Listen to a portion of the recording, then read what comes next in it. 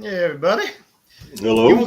You will get our regular intro at 9:30 since Pete ended the 10 a little early tonight. Yeah, it's a special intro. We're starting a little early because the show, the Hot 10 ended early, and just figured we'd give a little time to get things out of the way to let things soak into the viewers. Ruminate. There's been let things marinate a little bit. There's something's it's not there anymore, so let's just go ahead and get used to it. Do you find yourself doing this all the time with the phantom beard? I do a little bit, but what I don't miss is I no longer have to, at least once a meal, I was pulling hair out of my mouth. Oh, no. I get that. You get that stray hair that gets in there, and you're like. I did trim the beard. I did trim it a little. I was telling Styx, I did end up trimming it a little more than I intended, which is usually the way. But I get to see how fat my neck is. I need to work on that. Yeah, that's my problem. Every time I shave mine too, I'm like, oh, whoops. Yeah. I need to lay off a couple meals. But it'll grow. I was also telling Styx, and this is true. Although I'll throw a little hyperbole into it. It's the holiday season is here, so when you're as fat as I am and you have a big beard, people approach you and want you to attend their holiday parties. Oh yes, to be Santa, and I'm like, as this gets more and more white, I get asked more and more often, or at events where there is a Santa, people keep coming up to you and be like, we got to get you next year to do this. No, you don't. It's still there. It's still there. It'll come back. It'll come back. Yeah. Well, you don't have to deal with what Styx and I have to deal with a cold weather winter. No. So that's why I grow mine in. My wife does say I look younger. Maybe so. I don't know. I'll take her word for it. I do think I do think this without the beard, I look a little more angry all the time. I think the beard gives me a little jolliness that I'm gonna have to try to compensate by try to emote a little jolliness. Trying to smile a little more. Up there. Get it up in there. That's fine. You can't hide it anymore. Yeah. But we do have as you can see. We're missing. Haven't done the intro yet, but welcome to. We're not joined as always by the great Dom Tober. Dom Tober has he's gotten lost in New York Comic Con. Got lost in his hometown. Yeah, Bruce first said he was going to go look for him, but not too hard. He said I'm not going to look hard. He just keep an eye out. He said. Yeah. Bruce is in Pittsburgh with Max. I told them to hop on if he makes it into Pittsburgh in time, so maybe they'll hop on a little bit later. But yeah, Dom is apparently in an event party, so he's special. He's special. Yes, well, it's time people recognize. Is he hanging with the peasants this week? No.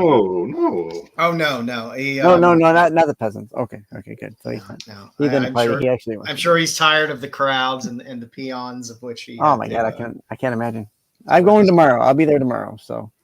Okay, well you can spread a little cheer. Dom did post a video or two, and he was already saying how miserable it was with all the people around. So yes, I wish Dom would give more videos of what's happening there versus him just walking and a close up of his face on the con floor.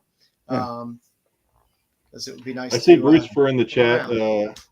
Bruce for is in the chat. Hey Bruce, for how you doing? I don't know why you can be in the chat, but you're not here, but that's okay. This isn't SNS, so we won't throw a tantrum about it. But Bruce for said, Max might be on. Max might be on, but I've already told Bruce we do have this. Rennavision is a little upscale. I mean, no sitting on your bed eating Cheetos while you're streaming on Rennavision, Max. Yeah. So a little more upscale here. So yes, definitely. I don't want to see a headboard. No headboards. So NYCC seemed hopping this week. This seemed to be the place to be.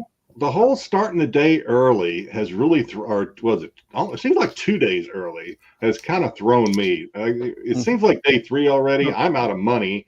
I should have installed some of that like parental lockdowns on my computer, like and given Bruce Brewster's the only one I trust. I'd give Brewster the password, but he won't let me.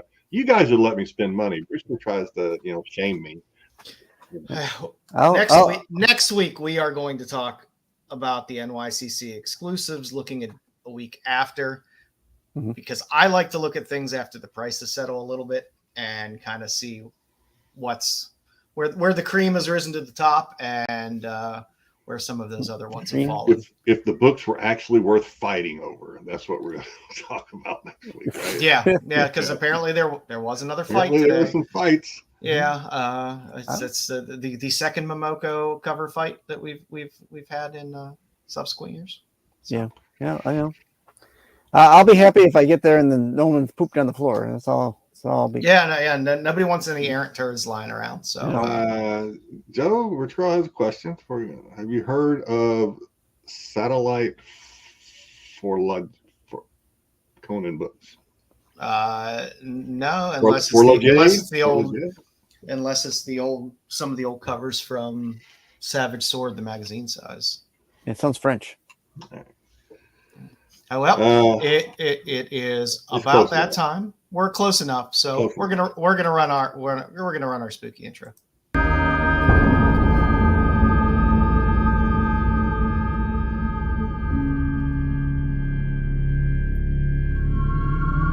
The velvet voice of Jedi Johnson slaughters along the way, while the ever-scary Styxboy shall rot away your brain. Bad to the bone, Brucifer has pickups for days that slay, and the great Dom Via Rod will be bringing you the pain. And behind the terror Joe's doings, we are all dogged and damaged. We are prepared.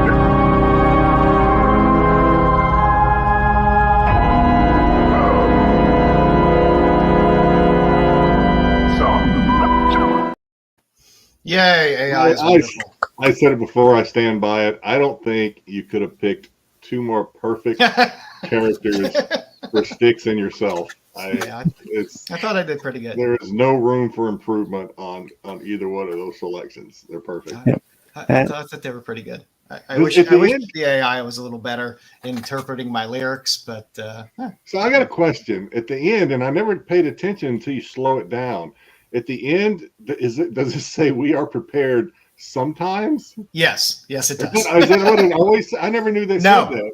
No, I threw that one in. You just added that. I was like, man, if that was in there the whole time, I completely missed it. Yeah, I thought it would be fun. I appreciate the Marty Feldman. So yours is hilarious. Yeah, hilarious. I love Marty Feldman. I figured it was fitting. I still haven't seen Terrifier 3. I'm sorry.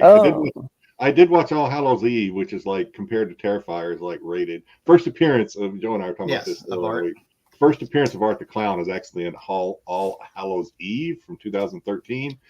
But yeah, it's like so mild compared to it's gore, but compared to Terrifier, it's like PG rated. Yeah. I'm waiting for Terrifier 3. It's doing well. It's doing well in the theaters. People they come out so quick now. Beetlejuice is already out on pay-per-view. I'm pretty sure you can watch The Joker if you want to torture yourself. So fast nowadays. Yeah. Even the street vendors are giving them away. It's crazy. I guess it's good if you're shut-ins like. I love it. I love it. I will shell out on a purchase or rental if it's a movie I really want if it comes out early, because what the hell, I was going to spend that much if I went to the theater anyway. So why not? Well, if you guys will, here we go. This is one of Joe knows what I'm talking about. Canada. Styx knows what I'm talking about. Dom doesn't know anything I'm talking about because he doesn't create content. He just reacts to it. But in every content creator, you always wonder, is there going to be something? Is there going to be enough next week that this segment can carry on, or is it about to die on the vine? Right? No, it'll live forever. this one just seems to just keep providing. And trust me, I don't prepare really for this. Like a couple of hours before the show, I go on and start looking for these. And I'm like, oh God, I'm up against the wall. Am I going to get it done? And it's just, it's always there. So yeah. Canadian man walks 38 dogs at once to break the world record. Here we go. Yeah, I was surprised how low that number was. I thought it would be a higher number. Well, you have to walk apparently half a mile, which I thought Canada was on the metric system. But anyway, you walk half a mile. I only work in freedom units. What a war. The previous record was in South Korea, 36 dogs. So cool. I mean, it just seems like there were 38, but they got hungry on the way. Yeah, I mean that whole you can see like the people behind them. That's just people with doggy bags picking up the poop, I guess, because that I marched in handfuls of parades. I know what that's like walking behind. Spoiled. Watch out for those road apples. Yeah. Next we have world's largest pair of jeans measures 250 feet long. This picture, I tried to make it as big as I could. These pants are hanging off of a 6-story parking garage. Chinese textile company assembled a team of more than 30 garment makers to break the Guinness World Records of largest pair of jeans. The garment makers with Yixing, whatever, spent 18 days to create this massive pants, which measure 250 feet, 5 inches and 5 inches long, and have a waist circumference of 190 feet and 10 inches. I strive to fill those pants. My eating habits, I don't know. If I live long enough.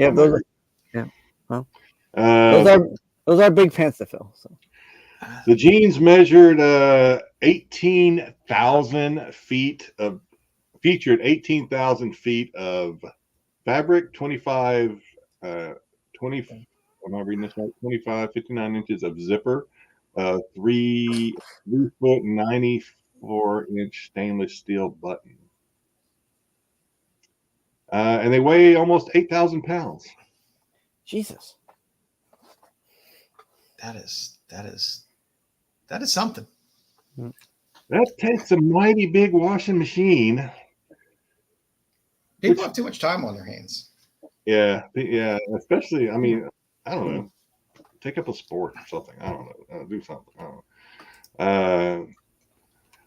And from there, we transit to the world's smallest washing machine, which is smaller than a Tamagotchi. An Indian man showed off his miniature engineering skills, creating the world's smallest washing machine, measuring just 1.28 inches by 1.32 inches by 1.5 inches.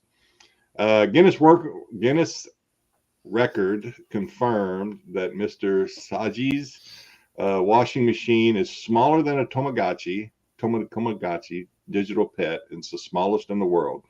Now, in order to qualify, Mr. Saji had to demonstrate that his washing machine was functional and could run a full cycle of wash, rinse, and spin. It weighs less than, it contains digital calipers. Measure, it weighs 0.88 ounces, slightly more than 2 Oreo cookies. Jeez. Again, people have too much time on their hands. Yeah, what are you washing? Inch high private eyes. Yeah, somebody's going to try to put their dick in there. That's what I'm guessing. That might be how it started. I mean, you know what I mean? That's probably how this little invention started. Washing machine. Yeah. It's like, hey, wait a minute. Need something to clean my prick. Yeah, God. All right. Say hi to the chat. Let's say hi. GT Comic, thumbs up and howdy. What's up, GT? Green Label Crew, what's going on? Tommy Styx is in there just to Oh, Styx, what is that? The vampire. It's a vampire. It's a vampire. There we go. Bruce is there to show us that He's too good for actually getting on the Yeah, stream. He's teasing us. He's teasing us. Yeah, I'm here. Terry, hey all, what's going on, Terry? Ritrell, what's up? Happy Friday to everybody. Hey, Bluebeards, what's going on, Ed? We'll get back in shape. More Bruce for what am I doing on this side of the street? That I don't know. We don't know. That's what we're all asking. Yeah. Get your ass over here. And hey, Mama Bear. Mama Bear knows my face is naked, and maybe it is the eyebrows. I have those high arching eyebrows. Maybe that's why I look like angry or surprised. I don't know.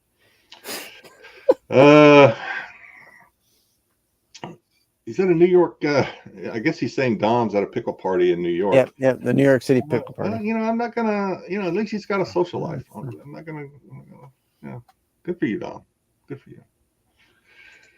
Retrail. Okay, we already covered this question. Hey, people were just all right. Somebody got to remind me what we're talking about. Trying to see if I missed anybody. Terry, what's going on, Terry? DeGrassi, what's going on? Did I miss anybody? DeGrassi. Got a lot of conversation, which is great. GT is actually way down in the chat. Means is GT actually watching us live? I love it. He might be. I'm a little nervous. He came over to watch us talk about the Canadian. The man got good books on eBay. What's going on, Cosmic? What's going on? What's up? What's up? All right, that's it. We are going to transition since Bruce is not here. Yeah. I guess we're. I guess I get the reins tonight for this thing.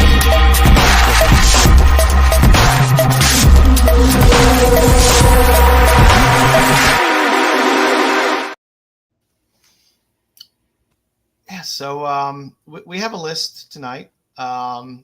Received by Pete. It's something. It's something tonight. That's one word for it. I think Pete is fucking with us. Yeah, I'm starting to think so. So first up on the list, we got Rainbow Bright and the Star Stealer. This is a DC one-shot. This is your first Rainbow Bright comic that showed up. It is the official adaptation of the movie. I believe this was from '86. There's news that there's a new TV show in the works and a movie. So there's a little bit of fire behind Rainbow Bright now. This book is about $25 in just kind of raw mid condition. This is a book that is probably not easy to find in really great condition because I have a feeling these were probably beat to all hell. Yes. But it's your first Rainbow Bright, and it leads us to our next bunch of books. Is our first Rainbow Bright, Rainbow Bright series. So if people can't find your Star Stealer, did Pete put this together? Yeah, Pete put it together. Pete, I don't know if you're watching or not, but if you don't want to do this segment anymore, then just don't do it. You know me, I choose books with top heavy ladies.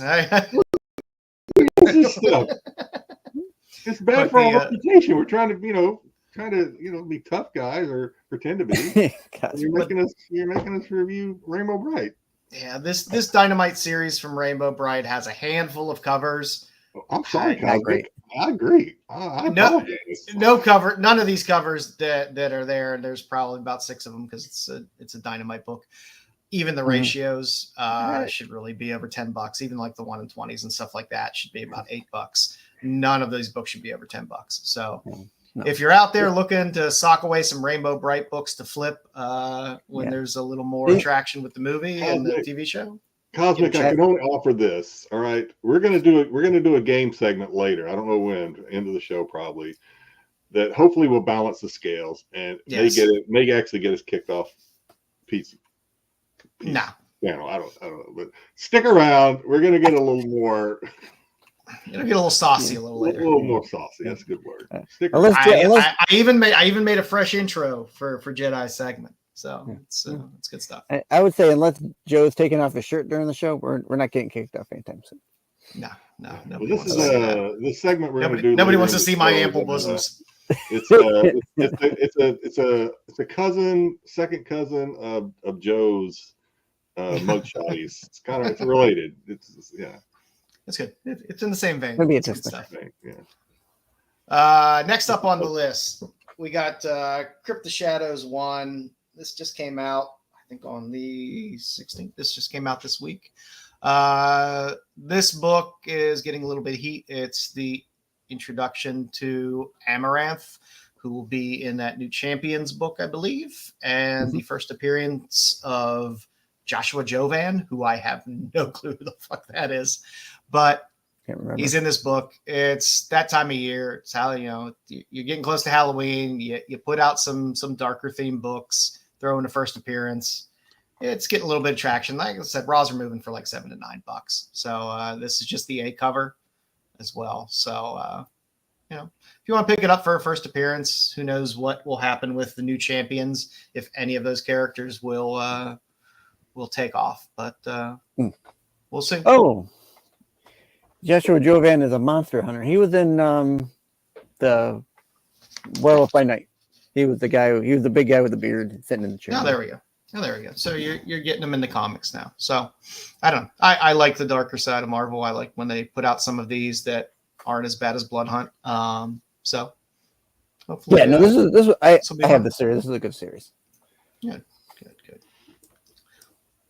Next up on the list, there was an announcement that we'll get a Power Man Timeless book in 2025. This is the book that came out late 2023, early 2024 for Timeless. Timeless is a bit of a mess because they put Timeless 1 out in 2021. And then he put out Timeless 1 in 2022. And then he put out Timeless 1 in 2023. But this is the one that came out in 2023, late 2023, early 2024. And you get your Luke Cage, your old man Luke Cage on the cover there. There's also a ratio of this, which is pretty nice as well. Again, this book is a good cheap book. It's only about $6. I'm sure you could probably still dig it out of some cheap bins out there as well. But we'll see where it goes. People like the older characters. I believe this one also has that future Moon Knight character in it as well. It's his first appearance. So it's a book. And last up on the list, another book. It's a book. You got The Avengers, The Children's Crusade #1. This is where Wiccan and Speed go searching for Wanda. People seem to be hopping on the Wiccan train now with Agatha, which is a show that I've kind of given up on. So I can't get into it. It's fine. If people like it, that's great. I just can't get into it. I binge watched the episodes that were available now. I binge watched all of them. I like it. So, it's a show. It's a show. It doesn't do it for me. I like Catherine Ham as an actress. I love Aubrey Plaza. It's just it just doesn't do much for me. It's not where I wanted them to lean into the supernatural side of things for Marvel. I was more happy with the Werewolf by Night one shot that they did. That's how I wanted them to lean more into the supernatural side, but they chose not to go that route. So we'll see. It's a series. We'll see how it ends up. That's what I'll say. It's a show. I mean, it's a bridge show. It's supposed to carry you to the Vision series, the Vision Quest, not the Matthew Modine Vision Quest, the Vision Quest with Vision. I think it's only 2 more episodes. I think this was the third. This week was the third, and then next week, and then Halloween is the last episode. My advice would be watch Penguin. It's not going to have a Journey soundtrack. Is that what you're saying? Yeah. Don't stop believing. So that's what we got on the list tonight. It's a little thin. Pete is going to be doing some NYCC stuff that I think he's going to be dropping up this week, looking at some of those exclusives. Saving the more interesting stuff for himself. Okay. Yes. I don't know. To me, the big book that came out so far of NYCC was the Momoko cover Spawn book, which caused a fist fight apparently. That's what they're fighting over. Yeah, that one came out of the gate on the secondary market at about $350, and then it settled down to around 240. So yeah, I love how and I don't know the case of the Momoko. It might actually be legitly, gone. But if you're watching like Whatnot, a lot of the sellers will be like, "Oh, it's sold out already. Can't get it." Well, yeah, because because they have stacks of them. Yeah, you guys have stacks of them. Yeah. I mean, it's for like 3 digits. It's Spawn. It's Spawn. Spawn does what Spawn does. There's crazy Spawn collectors. Yeah, Spawn's got the crazy collectors, and that's what scares me. We were talking before the show. So does Vampirella has crazy collectors too. Yeah. And that David was not David Mack.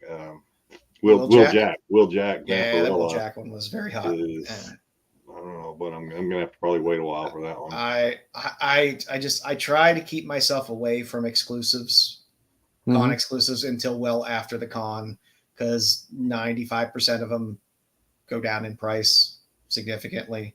Most of the time below what you could have just bought it for there, especially what you could have bought it for out of the gate at the secondary market. So I tend to wait. And if I miss one and it stays hot, I'm like, hey, sometimes you got to be happy with just, hey, I missed a book.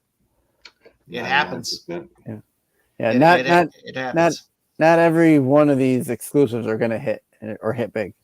So by waiting, you're going to save yourself a lot of headache. Yeah. I mean, and plus, if you're not going to the con, you're saving yourself, let's see, $75 to get in, plus the headache of walking around smelling people. So, people are awful. I just dislike. Yeah. Take it in, Jedi. Take it in. It's awful. It's awful. Smells like desperation. So be careful out there if you're looking for these con exclusives. Please don't bet the farm on reaching for some of these books that are quite up there. Also, Whatnot had those packs this week. Oh God, yeah, the packs are bad. They're even more lame this time than they were last time. Yep. Well, you want a prism cover of this book that already exists? Yeah. Oh, it's just the same cover and different color. Up the gold to prism. Yeah, it's all a bunch of bullshit. People like it. If you like it, you like the idea of the chase and looking for those things. But like I said, they're just repackaging reprints in there with different colored covers for the most part. So it's just like, I don't know. If you don't have that book already, do you really want to go chase a red bordered rare Ultimate Spider-Man 1 so you can watch Uncle Ben and J. Jonah Jameson? No, Terry's right. Sit in the steam room together and touch tips. There are some cool exclusives out there, and there are some that are affordable. You're absolutely right. And there's plenty that you can get without selling the farm. But there are some that are just getting hyped up and trying to push everybody's FOMO button. And just wait on. Yeah, I'm saying buy what you like, and if you're at the con, I have no problem buying an exclusive while I'm at the con, knowing that it'll probably go down a bit in price. I just hate what happens with the secondary market, because people go up to a booth, they get the books, then they go sit down, and then they immediately sell the books 5 minutes later at 5 times whatever they got it for, and then a week later a lot of those books come back down to earth, and I feel bad when people overspend on books, because I've watched every week plenty of streams, especially on Whatnot, where it's a $20 book and someone's paying like $45 for that book, when you can go right over to the website and pay $20 for that book.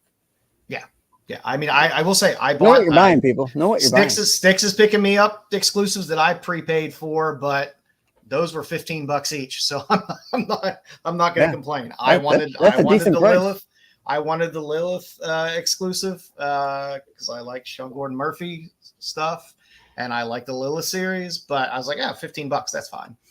but just be careful out there. Anybody got pickups? Are we? Yeah. That's where we I got a- normally do I got a pickups, couple. right? I got a handful. Who wants to go first? I'll go first. I'll continue to go through my stack here. Ugh. Okay. Yeah. You're fine. You're fine. Do you feel the breeze? Do you feel the breeze? I always feel the breeze. The second I shave, it feels cold. I feel the vibrations of it swaying back and forth. All right, so I got some Vampy. It's Halloween, and I like Vampy. So I don't know who this is a cosplay. This came in a lot. I don't normally go for cosplay, but this one, I don't know, decent. I don't hate it. Good. This is Zerdy Vampy foil. Zerdy. This speaking of cosplayer, this is Raichi. This is a painting of Raichi as the model. She's a Vampirella cosplayer. I like this one too. I think I may have this one already now I think about it. Oh, this one I love. I almost want to save it for last, but I've already teased it. Wow. That is nice. That's nice. Almost get a little clam in that one. This is I'm trying to read it. I can't pronounce it. Wow. This one's just Vampy having a tantrum. This is Perillo. I like that one. I like the Rage covers. Yeah, it's just Perillo though, right? So I think Perillo's got great Vampies. I believe these. Okay, well, we're going to get into what Dynamite does. We have Perillo in that shade. 20,000 covers. And we have only got two. I don't know how many there were. And then, of course, we have Perillo in that. That's a different one. Ultraviolet shade. Yeah. Vampy Dark Reflections. Who is this? I have no idea who that is. I don't know, but I like it. Me too. I don't know this. I couldn't tell you who this. Again, these all came in a lot. I have no idea. Oh, like Batman homage. Another Vampy. Nice. And this one, I've got this one graded, so I've actually got this one signed by Silva Micah, but it came in the lot that I bought. This is Derek Chu, Vampirilla Purgatory, signed by Mr. Chu. Okay. Nice. Not as thick as I'm used to with Chu, but nice. And this, one of my favorite, maybe not my favorite Frizen, because my favorite Frizen cover is still the Beauty 1 in 25. This may be my second favorite Frizen cover now. It's been out a while, but and good on you, by the way. The trade dress one on that tends to be harder to find than the Virgin. So really, okay, yeah, that's I did great. not know that, so I guess I just got a little lucky. That's all I got this week. Anyway, I still got a stack over there. All righty, let me. Styx, you got anything? Yeah, I got a couple things. I'll show off. This week I just hit up the local LCS. One of my LCS is at the mall, so I stopped in at FYE. I picked up some Nebula sodas. Ooh. Unfortunately, both were commons, but that's all right. I like Nebula. I picked up a couple copies of the Terminator book this week. Perfect And time. then Fresh this week. Then the blank. I bought some Terminator con exclusives from 616. So I got the silver and the red. Jang. Yep, the John Jang. Got those ones. Looking through the bins at the LCS at the mall, I found this gold key secret agent. Oh, nice. I love Peter McGoon. And I only paid $10. It was like a $30 book. How often do you go to that mall? Do you you go there a lot? I think we go like maybe once a month. Oh. During the winter, we only go during the Christmas time. So they restock the bins then. Yeah, they restock the bins. Yeah, it's not always something, depending on what it is, but like I always look at the Dell and the gold key stuff to see if they restock it. Yeah, some places get stale. That's why they're being. Now, I think this is the first. I'll let you tell me if I'm wrong, but I picked this up for $8. Oh, Russell. Nice. Yeah, Twilight Zone. I believe this is the first comic of the Twilight Zone. I could be wrong. It might Really? be. Wow. And I only paid $8. If Paid what I'm seeing 15 online is correct, it's about a $45 book. Dell is often the first to comic for Looks like a it's lot in of good TV shape, too. properties. Yeah, it's got a little bit missing on the bottom there. Oh, I didn't see that before. Yeah. Yeah, but other than that, it's a pretty decent. And a secret agent here. I love Peter That's McNichol. like- I am a big fan of The Prisoner. That's like an 8 at least. I mean, that's a beautiful book. But that's it for me. That's all we really got this week. I'll have a little bit more next week.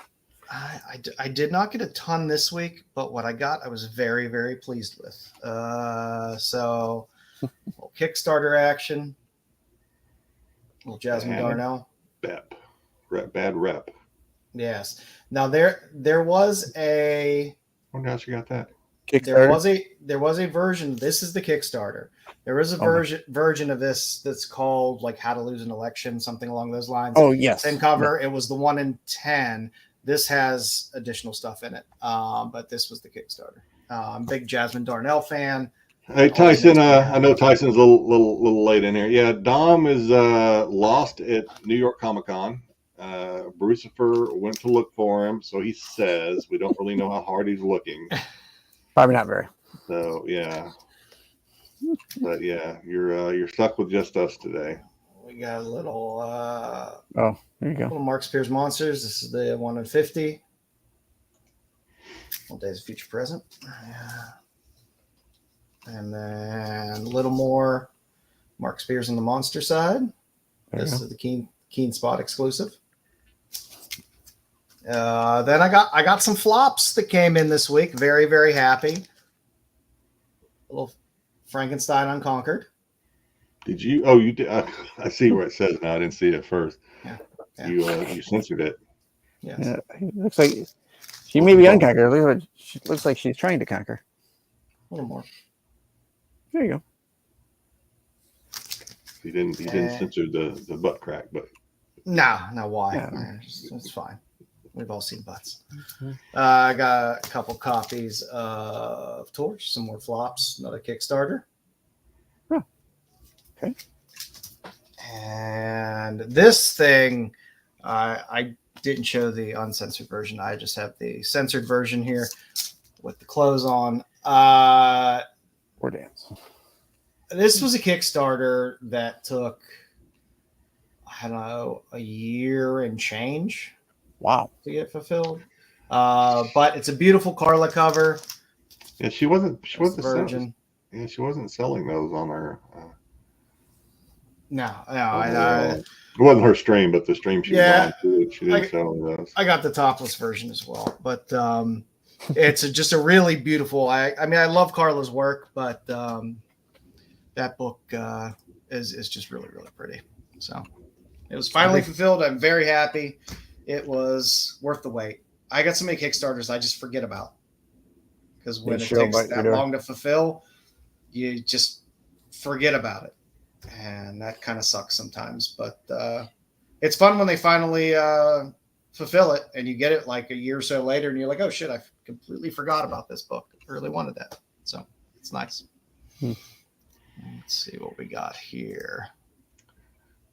All right. So for this week, I just picked a few here. I tried to stay away from most of the NYC stuff except for one, but there is a new Mystique series. The Rose Besh cover is pretty nice. You can get the trade dress as well, but 1 in 100, it's a pretty nice cover for Rose Besh. And the Mystique cover, or the Mystique series, has a lot of good covers as well. I also like the Venomous to get a lyrics cover on his A cover. That's lyrics. Okay. Yeah, it's a really good A cover. So for a good cheap lyrics book to throw in the stack, it's definitely a good one. And then for my NYCC exclusive that I like this Vampirella Dark Reflections 5. This comic always draws his women with that kind of wet hair look. Yep, I like it. It's all like that. Yeah, I do too. And by the way, I saw one stream I was watching had some, because he's at New York Comic Con, It may be his first con, is what a lot of people are saying. Maybe his first one in the mainland. But his signature is really cool. For those that like different signatures, like, you know, if you like Momoko's signature because it's written in Japanese, I guess he writes his in like Korean symbol, and then he'll write his like in English underneath it. I don't know if that's how he always does it or if he's just doing that for the con, but it looks really cool. Yeah, there's a version of this as well where it's all just in sunlight, where it's all bright, but this one with just the one little sunbeam there, I thought was a pretty damn sharp cover. Yeah, I got to figure out how. Is that on? It's New York Comic Con. I wonder if that's no. I got to get that. Damn it, Joe. But you know the way a lot of these places are, they go, oh yeah, Comic Con exclusive. The next thing you know, you could find it on their site. Yeah, for sale. I kind of want this. I kind of like it signed too, because it's like I said, his signature. It's just. I don't want to overstate it because it's the same, but it looks so different. And if you're kind of into those, like I said, if you like those different, like Momoko and Rose Besh, how they kind of sign it differently. This is and as a Vampy fan, you know, everyone draws Vampirella differently, and I get tired of I do love Perillo, but I get tired of Perillo covers after a while. I get tired of Windsor covers after a while. You know, I like to see somebody different draw her that catches my eye, and this one definitely caught my eye. Yeah. So, it's a winner. Just interesting. I've seen a lot of his just from watching some streams. I've seen a lot of his artwork, and what he draws, the lady covers, and the women always. I don't want to say always because I'm sure I haven't seen all of his work, but his women always look like they look like they just got out of the shower or just hopped out of a pool or something. There's a nice shine to them. It's good stuff. The Will Jack cover is probably the winner of NYCC in terms of the Vampirella covers. But I don't know. I know when I do any of these lists, I always try to kind of grab the stuff that nobody else is picking in terms of some of the covers. Wow, if the Will Jack is better than this one, wow, holy crap! The Will Jack is pretty good. I'll dig it up while Styx is doing his spiel later, and I'll pull it up. I've heard people talking about it, but I just because you think I'd have Googled it, but I didn't. So yeah, I still don't know what it looks like. It is a winner. Now coming up in the future, you all know my love of Dan Panosian. I can't help it. I love Panosian's art. And Pop Kill, which has normally just been Kickstarter stuff from Paper Films, from Jimmy and Amanda, is coming to Mad Cave. And this is a beautiful It is beautiful. Please don't expect lightning to strike twice, though. I mean, no. Well, nothing's gonna strike like the Hughes cover of Pop Kill, and especially this will be open order, whatever. I love it. I collect a lot of Panosian stuff. That's cool. It's very sexy. It's nice. It's a good cover. It is a great cover. If you want to pre-order it, and you don't want to wait for it to show up on like comic shop pre-orders, you can pre-order it directly from Mad Cave. It was $6.99. So there's also a Still Freeze, which they don't show, cover as well, which is I think $10. So good stuff. My second one on this list, I just love these. This Battle Action, which is magazine size anthology book, is great. The cover doesn't get. The cover's cool, I guess. I don't know exactly what he's looking at there. It's about a future sport. I believe called Death Ball. Other than it's a ball coming at him. I see now. Yes. Okay, got it. Mm-hmm. But I just saw it's written by Garth Ennis, and I was like, oh, okay. Well, that's going to be. Gonna be probably pretty dark. This Battle Action magazine has some really cool covers. They had some good old war style covers. They have some interesting. There's a shark cover in one of the issues. It's one of those magazines out there that kind of goes under the radar. But I'm noticing more and more stores have magazine racks now at the LCS. Between stuff being oversized, like distillery books and stuff like that. You have to, or else you're going to be selling damaged books if you keep trying to. Yeah. But well, it used to be harder and hard. Normally they would cram them somewhere in a corner or whatever. But I'm seeing more display racks with magazines now at the LCSs. But it's a good series to look for. And last on the list, they are bringing Herculoids to comics. Granted, it'll be Dynamite. Yes, there's a lot of covers, but it's a fun Panosian cover. And if you're a Panosian collector, it's one to throw in there. There hasn't been a Herculoids thing for quite a long time. That'd be interesting. Yeah. Also in the future, Final Fight 3. I think this is coming out in a few weeks. I do enjoy this. This is the A cover. It's just a good cover. Udon rarely disappoints me with their covers. And that's a winner. The G.I. Joe, the number 1 that they're launching, I'm telling everybody, pump the brakes a little bit. There's 8,000 covers for G.I. Joe number 1. But as a Frizen collector, I will pick up this cover. There's several variants of it. I was gonna say, yeah. There's a lot of good covers on the G.I. Joe books, but again, is this her exclusive or is this like no? This is cover Q. This is just the foil cardstock cover. There's a few variations of this cover. Like I said, there's a lot. There's a lot of really good covers. Again, the problem is there's so many damn books that it's going to really water down those ratios that are out there. Who has G.I. Joe right now? Skybound? It's Skybound. Skybound, okay. Yeah. So maybe Dom will hear something about this if he's at the Skybound event party tonight. But we'll see. We'll see. He has to show up to tell us. Maybe show us some pictures, something other than himself. Gone.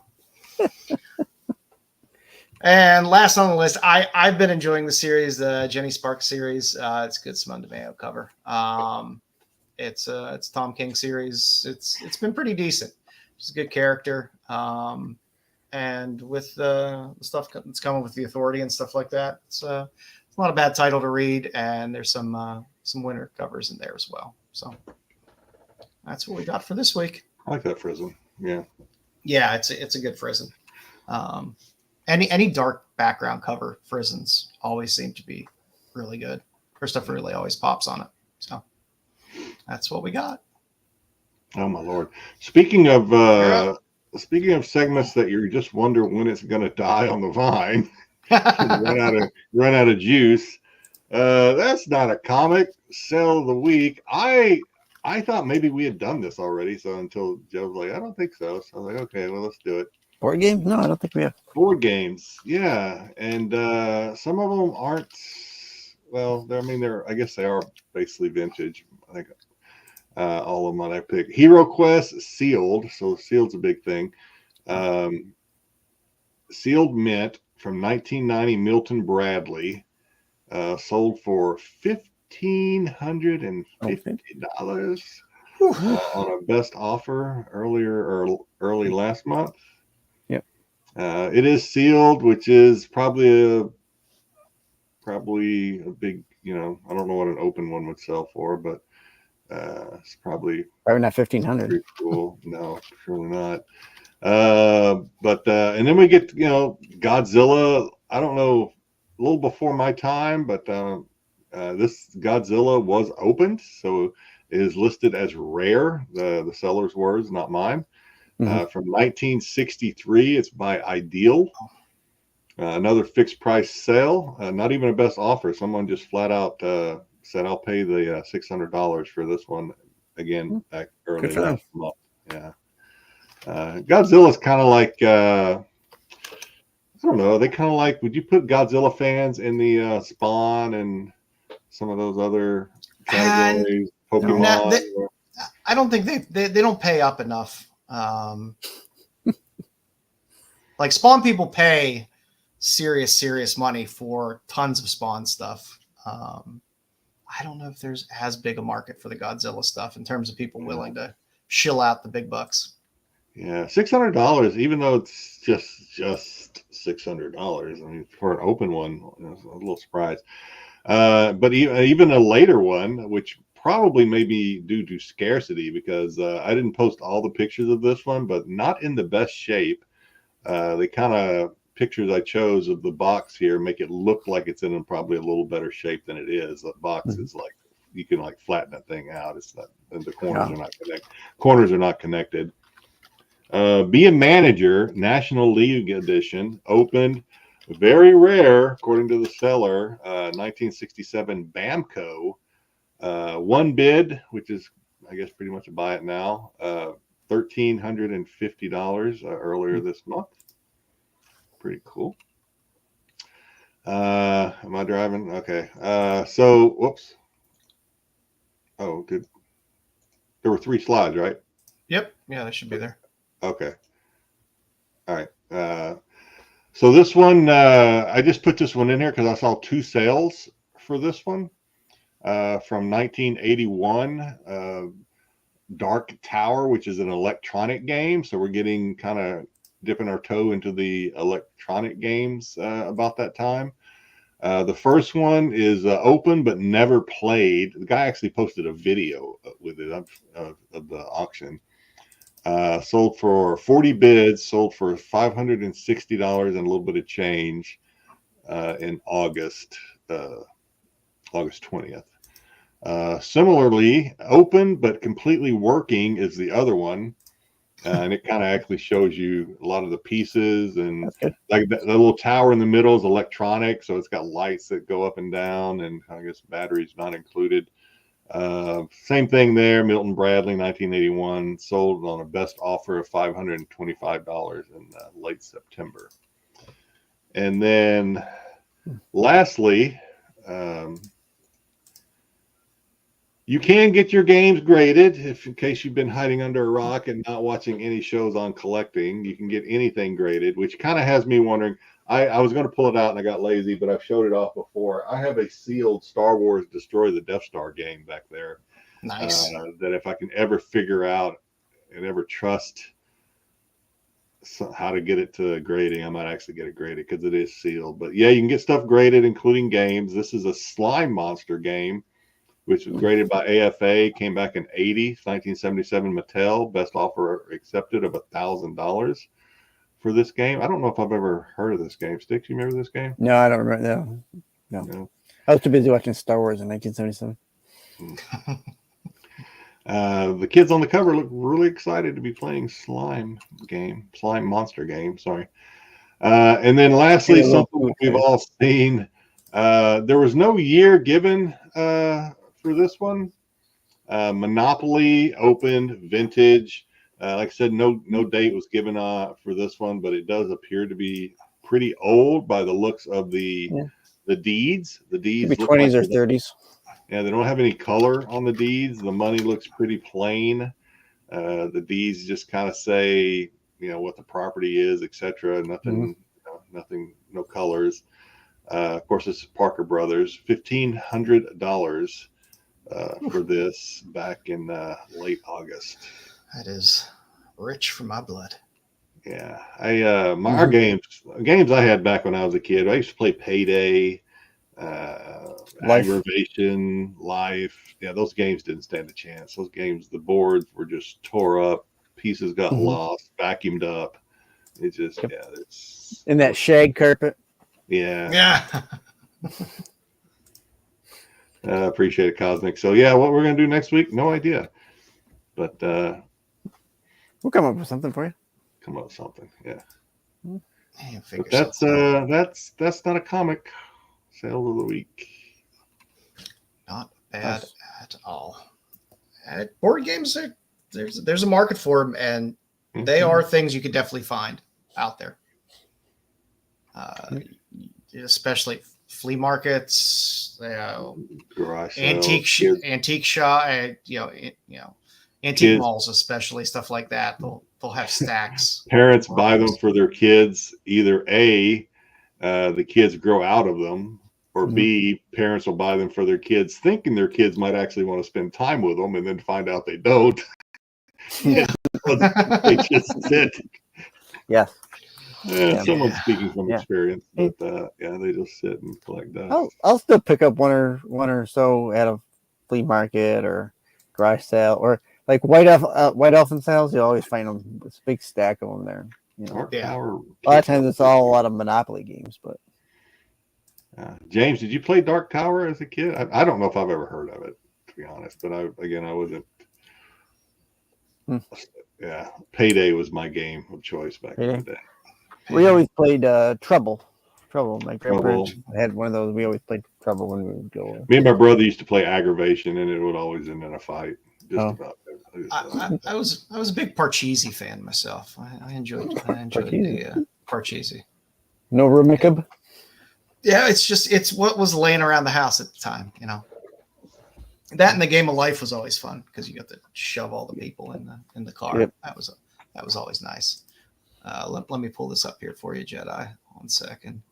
Once this loads, here you go. There you go. Oh, that's the one everybody's fighting over. Okay, well I can see why. Yep. I saw that, but didn't even know it was a Vampy cover. To be honest with you. Okay, yep. I get it now. Yeah. All right. Yeah, I can see why it's popular. Yeah, it's a nice one. It is a nice one, but that is what it is. That's that one and the Spawn one. I think are going to be the keepers from the con. But who knows? I'd be lying. Stuff always pops out. I'd be lying if I said I didn't want it. So. Oh, I definitely want it. I love Wheeljack stuff, but I'll find it down the line eventually. Styx. Yes. Not only do I have your trivia in here, I have your where to find Universal monsters after this as well. So okay, cool. So game this week is we're going to go right into part 2 of our Universal monsters trivia. I know Jerry's looking forward to it. He looks forward to my trivia every week. I can tell. I can't look at anybody else and. I mean, listen, other trivia that you see on the YouTube's probably pale in comparison to the Styxboy Trivia. I feel bad because I feel like the audience is really going to depend on me more this week than normal because it's so few of us, and so now I feel responsibility. I feel a responsibility to perform. And two of us know the answers, so it is all up to you. Oh, Joe! Oh, shit, that's right. Oh man, no, I don't feed myself. Joe can fake it if he wants, but I'll fake it. All right. If it's any consolation, I didn't pay that close attention when I was letting this deck. Well, PK's not here to see this. Fair enough. All right. Question number 1. What was the mummy inspired by to make a movie? So we're talking about Universal Monsters. The Mummy. Was it a traveling Egyptian museum? What inspired the movie? The movie The Mummy. The Mummy. Okay. Yeah. Remember, Universal had multiple mummies. Yeah, we do have multiple mummies, but we're talking about the original one here. Traveling Egyptian museum. The opening of Tutankhamun's tomb. Was it a novel, or was it based on a real life story? Oh, wait a minute! Wasn't the opening of King Tut's tomb a real life story? Yes, it was. Ah! Yes, it was. Sneaky son of a bitch. I'm going to say B, the opening of King Tut's tomb. Yeah, that's a fair one to choose. Yeah. Let's see what the viewers even care, but we'll see what B. Yeah, I think Cosmic's right. I think it's B. Yeah, B. Yeah. So in my thinking, a real life story would mean, there's an actual real life walking mummy. So the opening Tutankhamun's tomb was the correct answer. Hey, I did pretty good when it was big at the time. It was big at the time. Very big. 1922, that was the biggest thing going at that point. Prohibition wasn't small news either, probably back with No, but All right. Question number 2. Lon Chaney Jr. played the Wolfman how many times? Was it How 2, many 3, times 4, can or Apple 5 fly? times? That looks like Brucifer. Isn't that Brucifer? Are we including Abbott and Costello? That is our Brucifer. You're correct. Yeah. Yes, it is. Lon Chaney Jr., not to be confused with Lon Chaney Sr., Who was Well, far you- more talented. Lon Chaney Sr. was far more talented. Not even close. I actually feel a little sorry for Junior having to grow up in the shadows of Yeah. Senior. How many times? Oh God, I have no clue. What's Tyson says 5. Cosmic says 5. Mama Bear says 3. I'm gonna split the difference and say 4, only because it's my lucky number. Oh, okay. It's not in any of my passwords. Don't kind of. And by the way, when we get into the spotlight tonight, the fewest amount of books, Wolfman. Yeah, makes sense. And your answer here It was is 5. Okay. it is indeed 5. He played, of course, the original Wolfman. Then he does Frankenstein Meets the Wolfman, House of Frankenstein, House of Dracula, and he plays the Wolfman, William Talbot, and Abbott and Costello Meet Frankenstein. 11D. Yeah, Monsters he kind of have has a lot that of real role locked estate. down. Yeah. Well, they said that he only wanted to play. He didn't want any other actor to play it. He wanted to play it. Well, I guess it's he wanted to make it his thing. So Sure. Yeah. why not? His father had his own thing, and so he wanted his thing. Yeah, that's how. Yes, his father was probably the better actor, but I think I like Lon Chaney's bracket of work. I like what he did with his time behind the camera. So yeah, that's just me. No, he was good, but his father and what his father could do. No, that's not a question. All right, up next, number 3. Here's our true or false question. The Bride of Frankenstein is based on the Frankenstein novel by Mary Shelley. Wait a minute. Is that true or false? Did his father really play Wolfman? His father did not play. Never played. His father played Phantom of the Opera. I thought you guys were just blowing smoke. Okay, No. The Bride of Frankenstein is based on the Frankenstein novel by Mary Shelley. Oh. Mary Shelley. I'm gonna say. I feel like you're trying to be sneaky here, but I'm gonna say false because unless the novel was longer, then it was not a long novel. I'm gonna say false. No. Cosmic says true. Mama Bear says false. I definitely agree. Benicio del Toro does need more respect for the Wolfman. It was a good movie. I enjoyed that. Benicio del Toro always just deserves respect. He's just too good. I'm gonna say false. You're gonna stick with false? I got a feeling though you're gonna like. All right. You're tricking me. Well, you may have fallen into the trap because the answer is true. Well, like it says here, while not explicitly detailed in the novel, a concept of a female monster is present in the book Frankenstein. Where we get just because we love Benicio del Toro. I say, yo, flip you. He'll what? Flip you. Flip you for real. Love Benicio del Toro. Flip you for real. All right.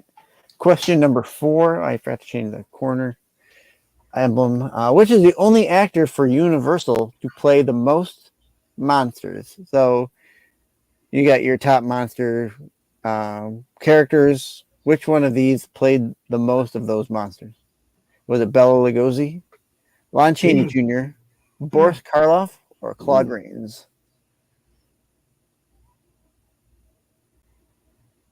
That's actually a tough question. I only heard of B because he was in a previous question. I've heard of Bela Lugosi. I've heard of Boris Karloff. Karloff was your Frankenstein. I don't know who Claude Rains is.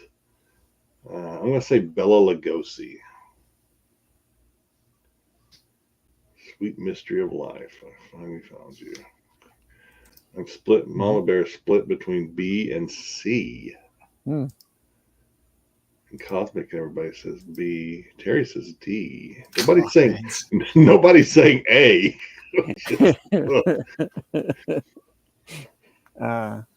People just remember Bella as Dracula. Yeah. Well, screw it. I'll stay with A. I don't think that's right, but I think it's maybe C, but I'll stick with A since that's what I said first. All right. Mama's leaning to B now. Okay, she's leaning into B. So Mama's leaning to B. Well, in that case, let me. Has she swayed your vote? Yeah. All right. Yes. And your answer is B. That's Lon sneaky. Chaney Jr. So, of course, he's played the Wolfman, but he's also played everybody. Frankenstein. He's played a mummy in one of the sequels, and then he's also played Dracula That guy. in The Son of Dracula. He looks like he can handle his liquor. I take it back. He's Yeah, doesn't he? he's better than his dad. Yeah. A lot of range there. Yeah. He wasn't willing to turn down a part. Let's put it that way. Yeah, it's like Senior was insane. What Senior could do was insane with makeup back in the day, and he did his own makeup. So But his first one was Hunchback, right? So it's, what he did with that was.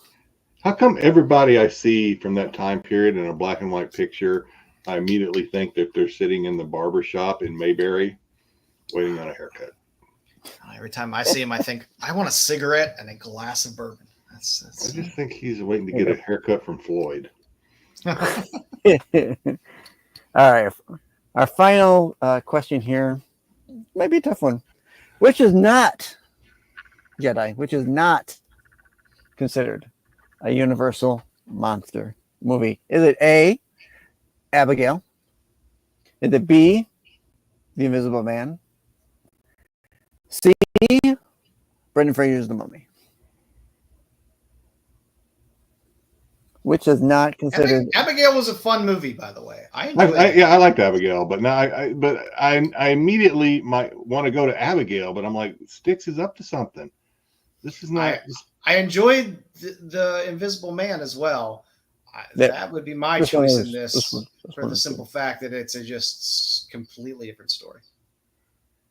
Wait a minute.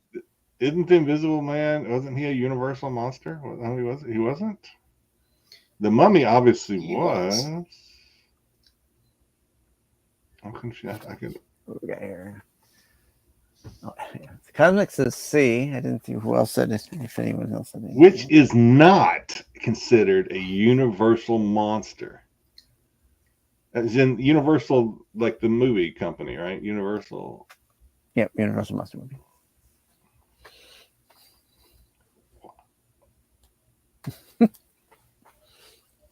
I'm going to say Abigail. I've heard of all the others. How can it? Yeah, I'm with Tyson. I'm going to say Abigail. I never heard of Abigail before the movie. So unless she's a concept and one of some freaking novel or some bullshit, I have no idea. It's got to be Abigail. Mama says, okay, Mama Bear's finally chimed in. She said B. She says The Invisible Man. All right. And your answer is all of these are Universal monster movies. Yeah. Abigail, it wasn't a choice. It wasn't a choice, but you could have said none. It wasn't a choice. So Abigail was produced by Universal. How long are we going to get away with this shit, Joe? Dracula.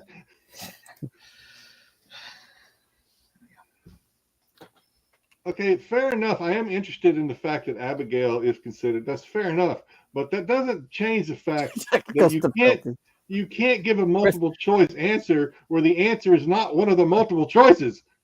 Where's it? You just got Styx the video. Yeah, I know. I need to make that video. You've been Styx. You got Styx. I am working on that one. I think that.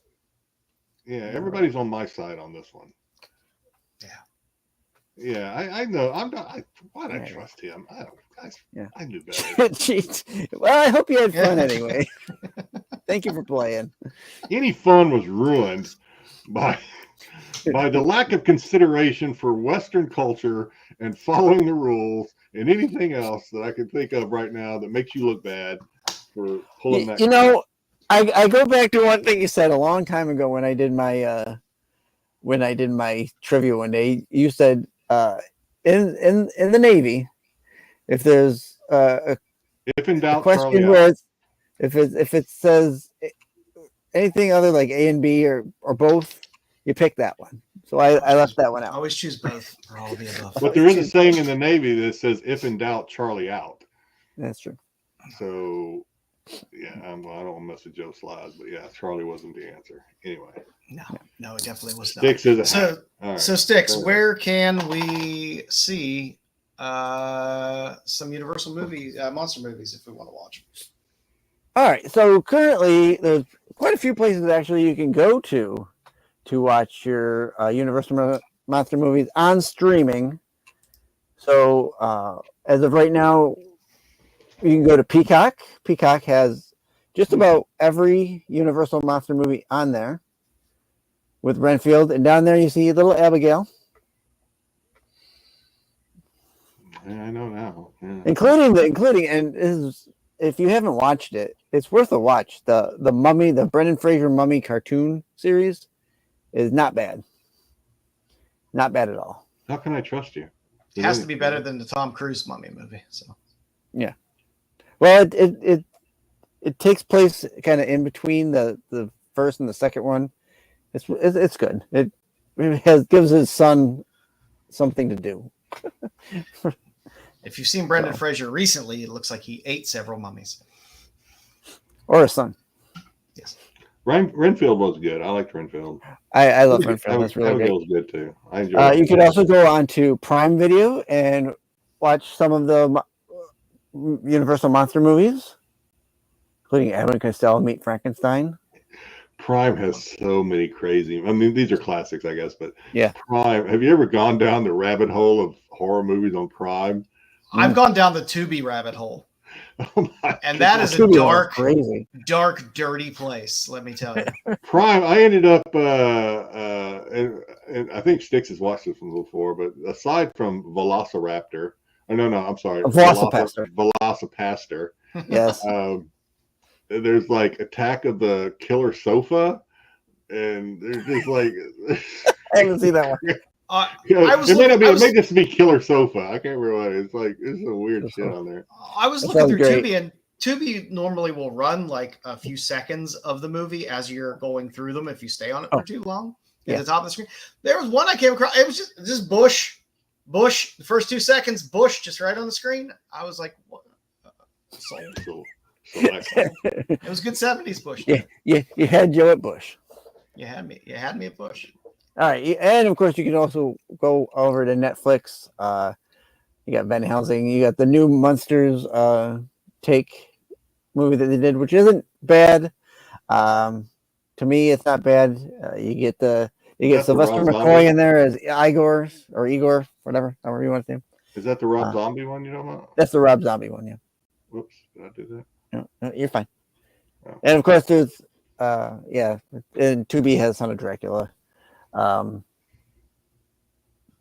Universal Monsters has its own 24-hour monster channel, which right now, leading up to Halloween, I'm not gonna lie, it's kind of stale because they've been playing the Monsters back to back.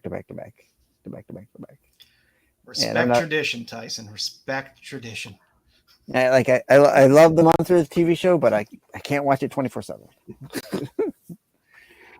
Joe, one of these days we're going to have to kind of discover where your boundaries are. I don't really have. I don't know if this is the time or the place. I'm curious. I don't have too many. Here's the line. There's Joe. Over the line. All righty. Let's look at some Universal Monster books. These are books that are either directly Universal Monster books or inspired by Universal Monsters. because there's not a lot of actual true Universal monster comics. You had a short Dark Horse. You had a short Dark Horse series of actual Universal monster, and then you had the current stuff that is coming out with the Dracula stuff they did, the Creature from the Black Lagoon Lives, and the Frankenstein stuff now. But actual true, you find stuff like this. We'll start with Jekyll and Hyde here.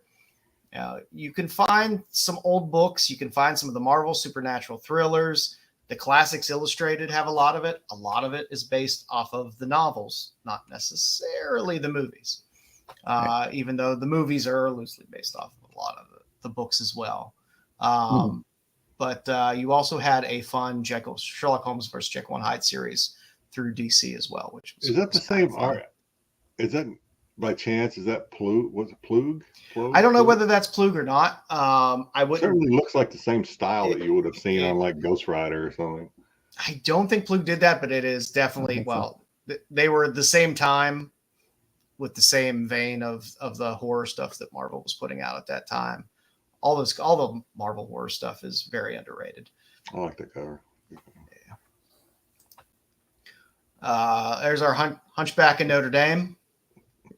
Throw a few covers in there. Not much for Hunchback in Notre Dame that's out there. Again, you can find your Classics Illustrated, and this was a redo of Classics Illustrated that was done in the 90s. But you can find a handful of some of the horror stuff with their stuff.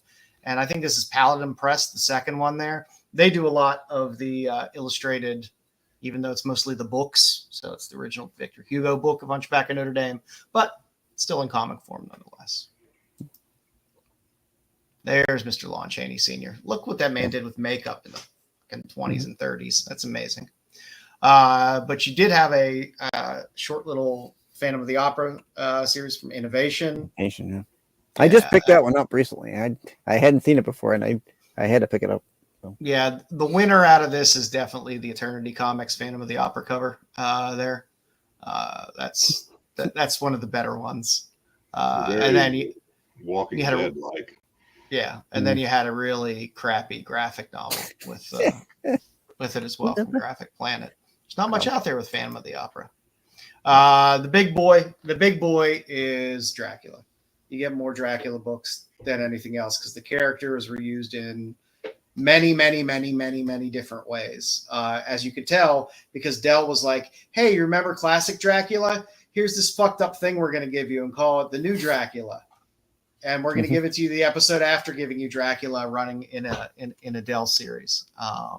So they did this with a handful of the monsters with Dell.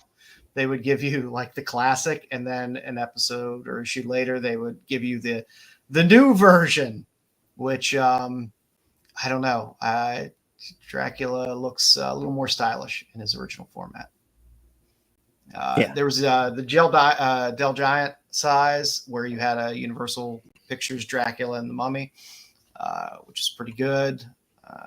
That's a good book. Yeah. I have that. Of course, with Marvel, you have Tomb of Dracula. A lot of the good Dracula stuff is in Marvel Magazine. So never sleep on those magazine boxes because, number one, the art on those, especially the covers, always tends to be some of the best art that's out there in a lot of the old horror magazines. And again, you have a Paladin at the end there for the Bram Stokers. You had your giant-sized chillers. You got your Dracula and your first good Lilith. It's the Lilith I prefer in Marvel. Is the first Lilith, the daughter of Dracula. But again, the magazines are the way to go. There's just really great covers on them. Like I said, you had a handful of good Dracula books and bad Dracula books. The Apple Comics ones, there's a couple good covers in there and some bad covers.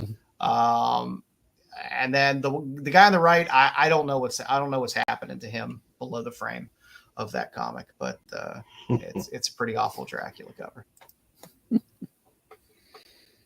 One of my favorite covers was the Apple Comics, the Big Bad Blood of Dracula, which is in tabloid form because it has an interesting Hitler has been cloned little headline at the top where it says he's alive today and looks like a giant blood-sucking tick, say experts. But there's some fun stuff in that book as well. Elvis is not in this comic. Shocking. Yeah, like I say, Dracula was used a lot for a lot of these series, and most of them are off titles. You do have some tops with the movie remake adaptation. Beautiful art in that one. Beautiful art. Yeah. Was Dracula spot foiled on that or no? No. No. Tops stayed away from that a lot.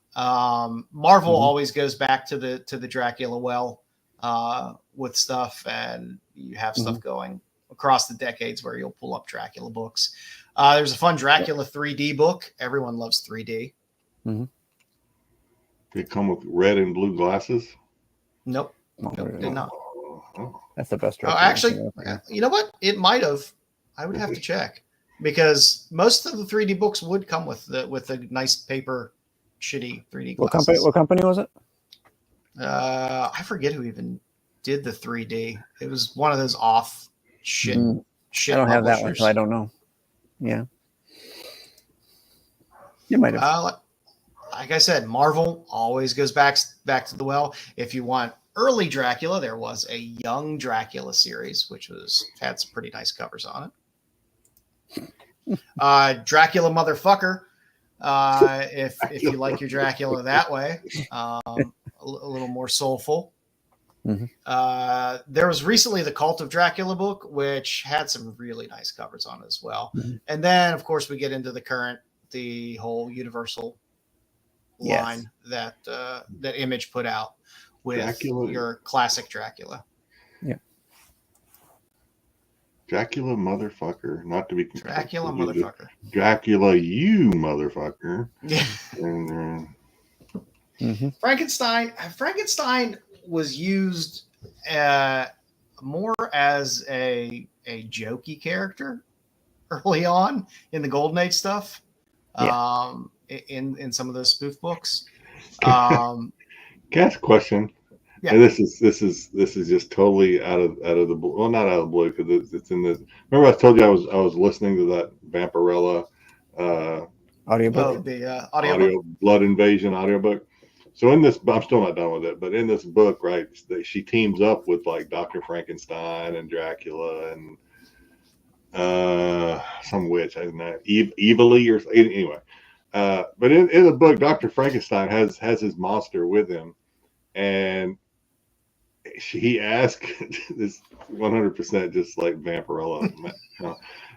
Vampirella's on a mission, and Dr. Frankenstein asked Vampirella if she can bring back some frozen burritos for the monster because he loves them, and it just got me to thinking.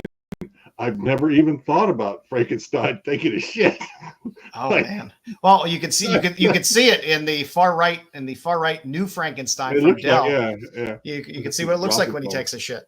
I never even thought about that. Like, does he? Does maybe it just all stays in there? He just gets very bloated. Maybe it just falls out of his stomach. Who knows? Just open the compartment and take it out, shovel it out, close it back up.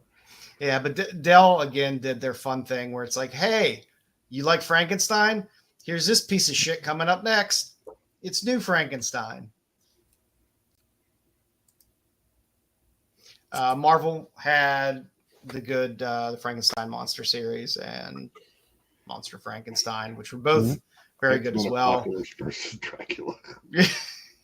Yes. There's a lot of good Marvel crossover series with Dracula. The first one with Monster Frankenstein there's kind of your bride as well. So you get a twofer there. You get Frankenstein and the bride on the cover. Okay. Of course, I had to throw in some smut. So there is Forbidden Frankenstein as well. What's going on? they're impressed. They're impressed how he's put together. Yeah, on the far right you have Universal Monsters, the Dark Horse. Again, those are from I think '93. They did a few of those. So if you want the branded Universal Monsters, that is a place to go. And Topps had a Mary Shelley's Frankenstein series as well, which has some pretty cool covers. You can always go with your Classics Illustrated again, which is good. The Monster of Frankenstein, which is a collection of all those Frankenstein Golden Age appearances. You can grab that. I liked Frankenstein Mobster. I just had to throw that in there because it amused me. He's done up nice. He's done up nice there. I got a question for Tyson, because Tyson, I remember last week was really up to date, up to speed on all the like modern horror comics that were out. I wonder if did they ever do it? And it seems like they did comics for all that stuff I didn't think of. Was there a True Blood comic? Since we're talking about yes, there was a True Blood comic. Yes, I love you, Suki. Yeah, there's a True Blood series. I want to say Dynamite put it out. That would does not surprise me, but yeah, that would definitely be on brand. Kolchak, he has a handful of encounters with lots of monsters, but you do have a Frankenstein agenda there with him. Yeah. The Moonstone brand is, Kolchak aside, is really good for monster stuff. And there's some fun Kolchak covers in all of those series. You got your DC Frankenstein as well. You got the Agents of Shade. If you're a Mike Mignola fan, he did a handful of series with Frankenstein Underground and Frankenstein Unbound. There are about 3 series that he did as well with some pretty cool Mike Mignola covers. IDW had Bernie Wrightson's Frankenstein series as well. Has some fun covers. That IDW series started at a different company and went to IDW. Yeah. So good look for that. I figured I'd throw Weird War in there as well because it's a good Frankenstein cover on there. Topical. And then you get into the modern Universal Monsters, the series that's out now with the Frankenstein covers, which again has good covers. It's an okay story. I know the Universal titles now have been kind of hit or miss in terms of the storyline in them. There've been a lot of good covers, but I haven't liked the Creature from Black Lagoon one, but Frankenstein's all right. Dracula was really good, I thought. Jay Scott has a True Blood as well. Yeah. The Mummy, again, not a ton of Mummy stuff out there. I was surprised. You had the Living Mummy through that Supernatural Thriller series, which was pretty good. You do have Adele. I figured I'd throw Anne Rice in there as well. Adele. Great series, Anne Rice series. Innovation. Yeah. And there was another, smaller title Mummy series as well. I can never go wrong with the Mummy feeling up some broad. Eros Comics always loves to throw some sexy monsters in there. So you got Sins of the Mummy for that as well. In the middle, you have the Dark Horse Universal Monsters Mummy cover, which is a great Mummy cover. Probably one of the best. That's a great, my favorite. The one in the middle looks sad. He must be celibate Mummy. He's like, nobody likes me. Wish I would like the guy next to me. Couldn't get no play. And again, Moonstone also has Domino Lady, and there was a Domino Lady versus the Mummy as well. Oh. Again, not a lot of Wolfman stuff. No. Other than this Dell book, there's not really anything with the actual Wolfman. There's plenty of werewolf shit out there. And Werewolves of London, not the remake, but Werewolves of London was a Universal monster movie as well. And there was this weird tale of werewolves that had the Werewolf of London in it. Yeah. We'll take it. You have your Invisible Man. Again, you got a little bit in terms of some Golden Age, and then you got some Marvel had one of the supernatural thrillers as Invisible Man. Again, you get your classics illustrated. Marvel had this Marvel Classic Comics imprint as well, which has a handful of the monster books in it. And I figured I'd throw it in League of Extraordinary Gentlemen as well. I'd be remiss not to throw in. Why does he always wrap himself in stuff?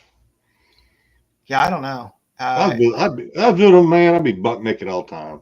Yeah. You'd be like, rolling. I walk by, whoa. Yeah, it's like, yeah. Yeah, you seem you're not taking advantage of the invisibility. Yeah, it's just like anyway. And with Bride of Frankenstein, there's not really a ton of Bride of Frankenstein stuff.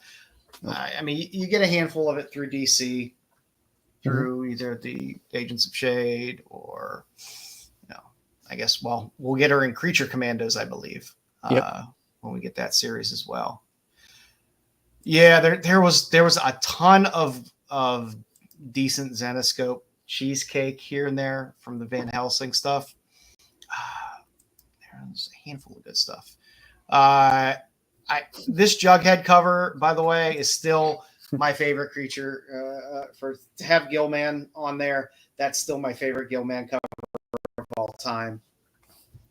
On the Jughead cover, you got nice Art Adams cover there for the Dark Horse Creature of the Black Lagoon Universal Monsters, and then you got the new series as well, which didn't enjoy it as a read, but it did have some eye candy on the covers. Yeah. And of course, you can always go back to your Dell for a good old classic cover. The creature. There is a second printing of that Dell. Yes. A lot of these Dells have second printings, which look almost identical to the first printing in almost every way. And that's what we got for Universal Monsters. Nice. Yeah. A lot of great stuff. Those are cool. Yeah. Monsters are fun. I don't have any news tonight. Does anyone have any news? I have one news story. I didn't put it in the deck. I know Sony is looking to do possibly a Silver Sable series movie. Right. Bringing it back.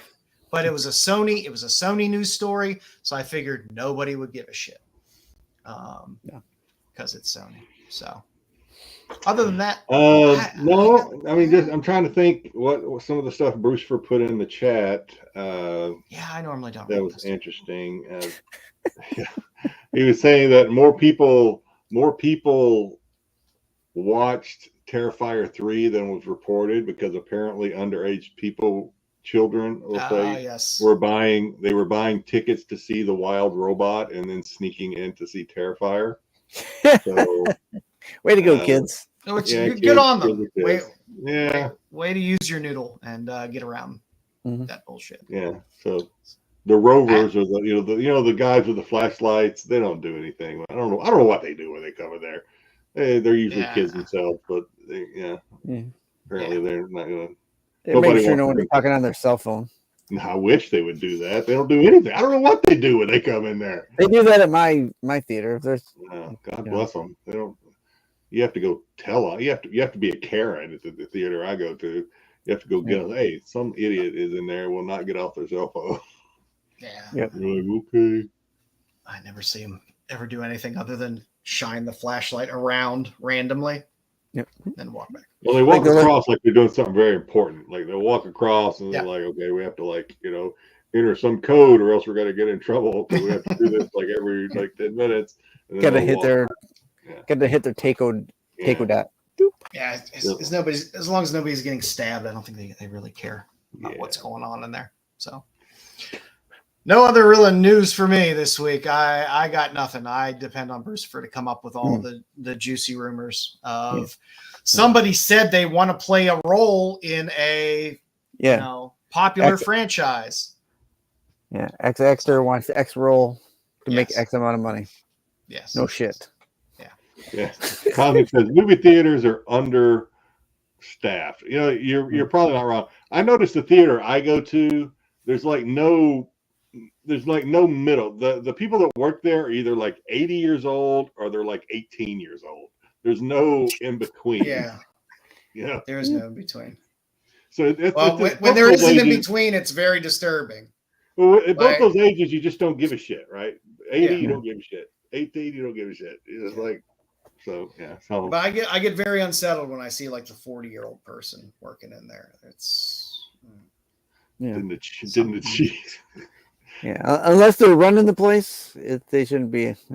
yeah, it's a little squirrely. All right, Jedi, you want to? So we're actually gonna do this, huh? Yeah, we got 27 people watching. Why not? Let's give it a go. You want me to run the intro here? Oh yeah, go ahead. Oh, here you go, everybody. Biscuit. I'm gonna butter that biscuit. I'm gonna butter. Biscuit.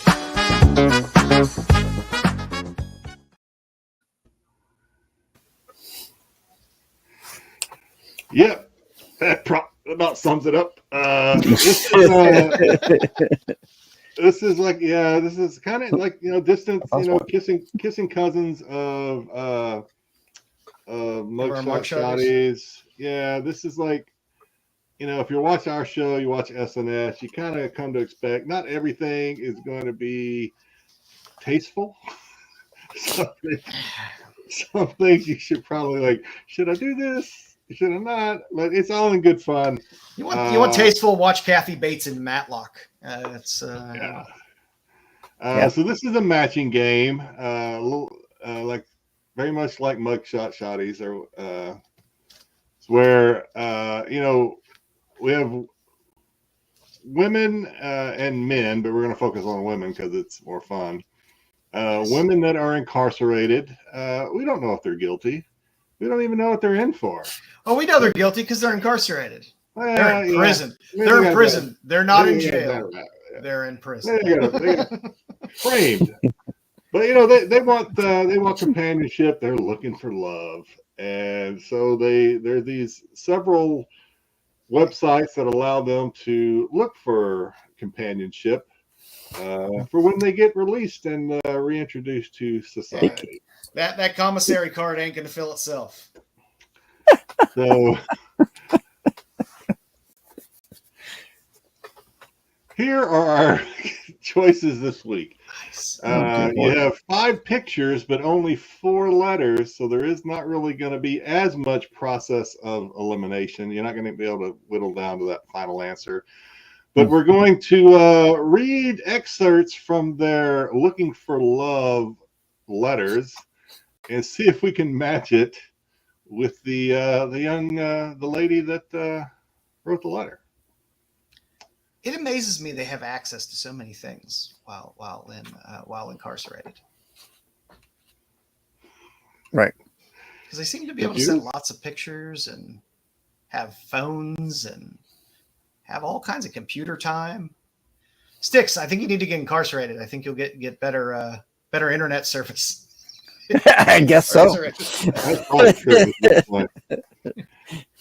All right, so we're going to kick it off with letter number 1, and we're going to try to match it between A, B, C, D, or E. Letter number 1. I'm only in here for a couple more weeks. I'd love to have someone to talk to and maybe hook up with when I get out. I'm a freak. I love sex all the time, no matter what race. I prefer huge. Huge what? We don't know, but she prefers huge. She likes to make the sex. I'm down for anything. Who is that? A, B, C, D, or E? Got a lot of C's in the chat already. Wow. It's tough. I mean, E. I'm kind of leaning to E, and I'm feeling E in this one. She looks like she's down. She does look like she's ready for I don't think she needs to advertise though that she's in prison. She likes the sex. I think we can tell that from her picture. Tyson says E, and then he says, "Please let it be E." There's no like, oh, I just like it in the morning. I just like all the time. She likes the sex. Yeah. She likes the sex. She likes to be a freak. She don't care. She's not any race. She don't care as long as it's huge. Well, As long as you're well endowed. huge. Well, we don't know. Maybe she likes big earlobes. I don't know. All right, who is it? A, B, Lots of ramen parts. C, or E? She like It is drum roll B. Oh my! She looked like the most likely to cut you while you're sleeping. She does have an angry look about her. Yeah. Yeah. She doesn't look like she doesn't. And that one eye is wandering a little bit. She doesn't take bologna. no, she likes salami. Maybe she does. Yeah. All right. Yeah. Believe it or not, she likes a good time. She likes it. Just Just sleep with one eye open because she's looking everywhere. maybe both. Those Maybe eyes. both. Yeah, she's just Russian. That's okay. All right, next one. Fun, outgoing, looking for friendly pen pals. She needs the commissary filled. She's gonna grab it. She's gonna draw you in slowly. That's a strong jaw. You're right. That was a strong jaw. Yeah. All right. Fun, outgoing, looking for friendly pen pals. A couple of A's already. I'm hoping it's D because she doesn't look either fun or outgoing, and No, she does definitely doesn't not. look friendly. Definitely doesn't look friendly. So I'm hoping it's I am D, fun and outgoing. but I think it's going to A be lot of A's. Oh my. Okay. Well, I say a lot. 3 A's. No. D. Well, A is like the fun outgoing. D needs to go. I won't date any of them. They should cut your. Yeah. Hey, I think They're Cosmic interest- is getting intimidated by D. They're in for D- something, Black Spiders. We don't D know looks why. like she would set you on fire. Yeah. Who is it that is fun, outgoing, looking, just wants some friendly pen pals? It is E. Oh my god. That disappoints everybody. I think everybody's going to stop watching now. Now that we I just want to know what she's in for. That's that. Now I'm curious. She could be a good Vampirella cosplayer there for you, John. Yeah, she's very attractive. Got the look of her. Very, very attractive young lady. You can up that commissary card. She can get some ramen and send you some pics and some Vampirella cosplay. Yeah, she's Melt out some Velveeta she's for you. I don't know when she went in. Obviously, she looks kind of young. If she's out now, we hope she is. She's making money on what is it? What's that website they all make money on now? Oh, OnlyFans? OnlyFans. Yeah, she's making money on OnlyFans. Yeah. Unfortunately, I don't know how to find her. So okay. I like the creativity with the snake. He will steal your money. Yep. Of course. Yeah. She's that stuff ain't cheap. No. Sure not. I picked her for a different one, Mama Bear. You just can't tell. She belongs to the streets.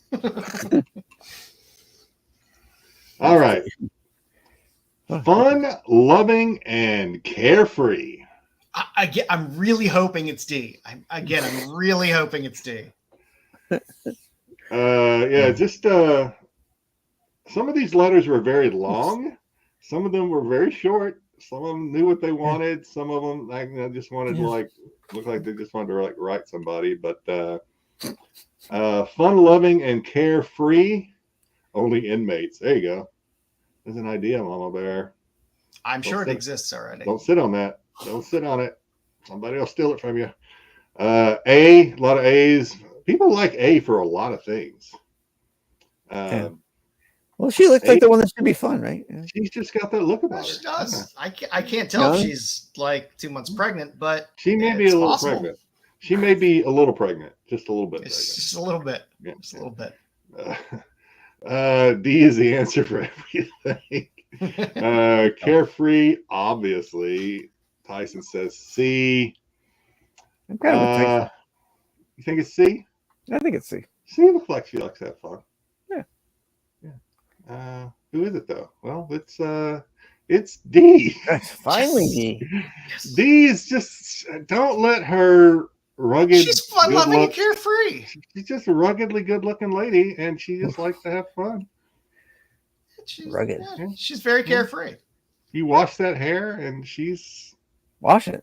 She's got dreads, She man. looks like she'd be fun to take to a demo derby. I know they're dreads, but they don't look like clean dreads. They look kind of dirty. Oh no. Well, that's because she's carefree. Okay. She washes those in hemp. She may have dreads under her arms too. I don't know. She just kind of got that look about her. And I wonder, is that a birthmark or some type of bad tattoo under her eye? I don't know. That's jeez. All right. So finally, the last one. And this is two young ladies that have garnered probably the most attention, other than E, for obvious reasons. But she's a short timer, coming home soon. Want me to come home to you? I'm 20, fun, and full of cum. Wow. I'm going with the pregnant one on this one. Keep it real with me, and I'll keep it wet for you. Save the best one for last, I thought. Always save the best for last. Yeah. I'm going to go with A. You don't have to worry about getting her pregnant, but you're definitely getting hepatitis. She knows how to reel them in, though, this one. Whoever this is, she knows how to reel them in. Well, she knows how to spell because she spelled exactly what she meant to spell. Yeah. Right. And hey, she's wet with two T's, baby.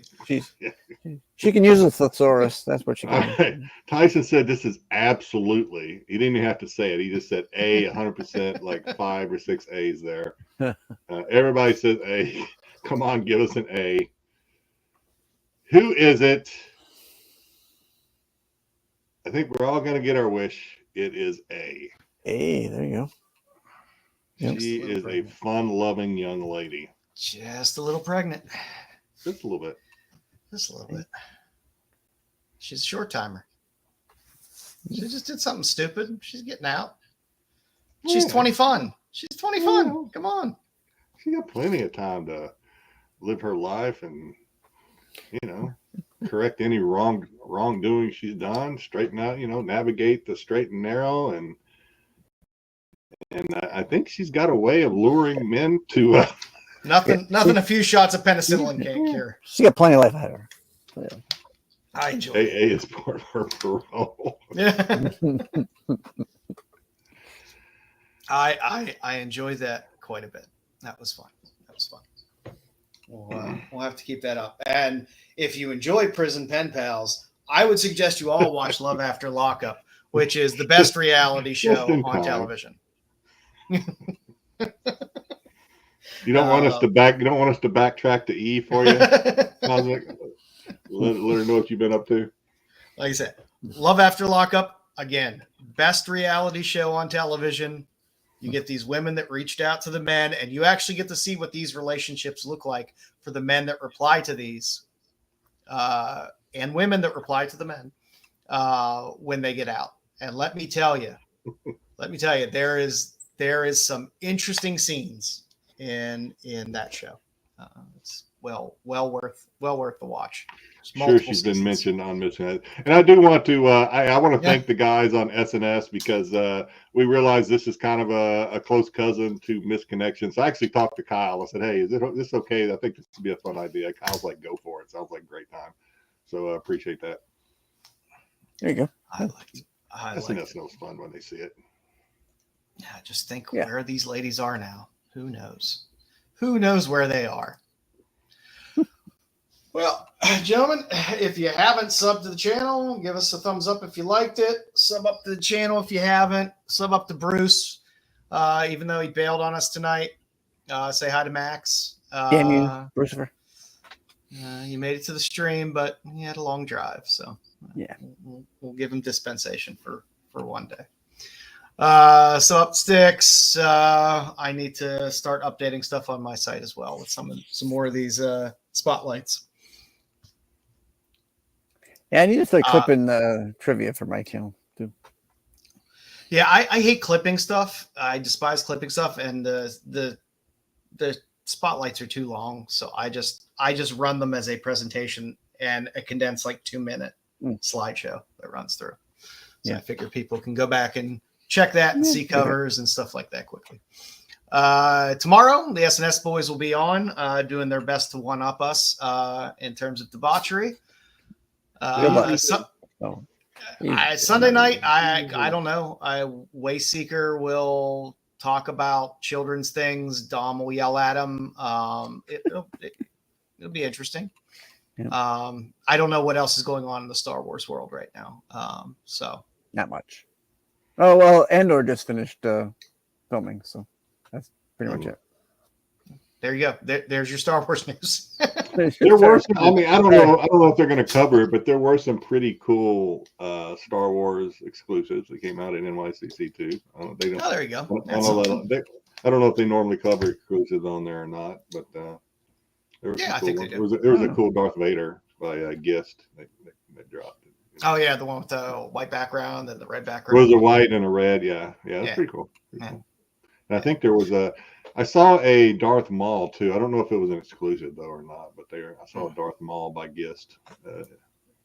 Nice. I'm sure they'll have something on the list because there's always something weird going on that Wayseeker knows about. There's always some kind of Star Wars news, even if it's he reads those nerdy insider magazines. So he kind of little Seattle. I'm sure there's some Hasbro news from New York City Comic Con, and I'll have pictures of his like a little bit of the toy. It'll be Dom this close, this close, and he'll pan for a second. Yeah. There's this stuff. You'll see just a little bit of the yeah. You got to turn the camera, Dom. Show us what you're looking at. But hopefully somebody locates Dom by Sunday. He's not still wandering around. I'm going to try and meet up with him tomorrow. So. Oh yeah. All right. Yeah. So you guys next week, you and Dom can give us the rundown on how things were at NYCC. Yeah. We'll take a look at some of those. It's sold out. It's sold out, Styx. But if you see that Vampirella laying on the ground, somebody hanging on to it just a little too loosely, I'll snatch it out of Grandma's hands for you, Jedi. Don't worry. Hold on to this for me, Grandma. Okay, dear. Yeah. Hopefully the crowds will be a little thinner with it being open more days, and it'll thin out maybe a little bit. But I don't know. Saturday is always a heavy day. But Saturday's a heavy day. Yeah, and I'm going to be in line for most of it for my autographs. So. Are you going to drive there? Are you going to Uber there? How do you get there, Styx? I mean, I'll be driving in my little hatchback all the way down there.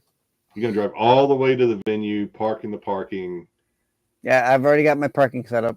It's not downtown though. Is it downtown? Is it like it's on 11th Street. It's on 11th Ave. So that doesn't mean shit to me. I don't know. I don't know if that it's not really the downtown, but okay. the whole island is downtown, or Manhattan's all downtown. So it's like 15 minutes away from the bus terminal. If that helps you. Nope, not at all. No, it's okay though. That's okay.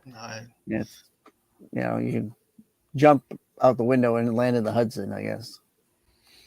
Well, it should be fun. This seems to be a pretty hopping con.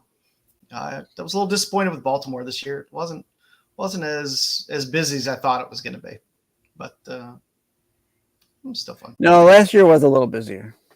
Yeah, they had a lot of talent. They had a lot of talent there in terms of artists and stuff, but they did. I don't know. It seemed to thin a out. lot of the only thing I know about cons is obviously what I see on Whatnot streams and things like that. But a lot of the artists they go to New York Comic Con. That's what we all want. They go to that one. I guess San Diego gets a little too crazy, too Hollywood. Listen. The focus isn't on the artists as much as it is the drops and the trailers and the celebrities. San Diego's tough for housing to it's tough to get a hotel there. People do a lot of Airbnb stuff there, and it's expensive. I will tell you, I am willing to look for exclusives for people. I am not getting any fist fights for anyone. Someone tries to throw a punch at me, I'm gonna duck and go the other way. Yeah. I prepaid for mine, so hopefully your experience is quick and easy with Yeah. Vault. Yeah, I think I'm going to the same booth for both you and Bruce first. So Yeah, same thing. So I'm excited. I think I'll be fine there. Yeah. Vault didn't seem to like have too much high end stuff. Really, No, not like no Momoko or anything like that. Is what I mean. no, their big thing was that the one that they had out, and like I said, because you could prepay for it and everything, it should be relatively straightforward. So good stuff. I think we're good.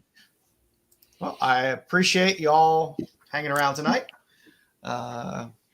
Join us next week, where we'll continue the horror. I don't know what our theme will be next week. We've already kind of ran through horror movies. We've ran through Universal monsters, but we'll find something. But you can guarantee there'll be tits in it. All I can say. Think after that. Yeah. At least Saibu. At least. Yeah. There'll be some top heavy ladies. A lot of girls smuggling pumpkins. So. Yep. We'll find something. We want to keep the horror rolling through October. As many horror themed things as we can. So Horror. Yep. Horror. Or Maybe we'll do some I keep pre-code. going back to House of Horrors. Anybody else hearing that? Well, we appreciate you all hanging out tonight for as long as you did. Yes. Have a great weekend. Jedi, you can actually get to dinner at a reasonable hour tonight. Yeah, I think it's tonight. Maybe pizza night. I have to. Lucky. All right, everybody. Have a great weekend. Thanks for hanging around. Take care. The qualified.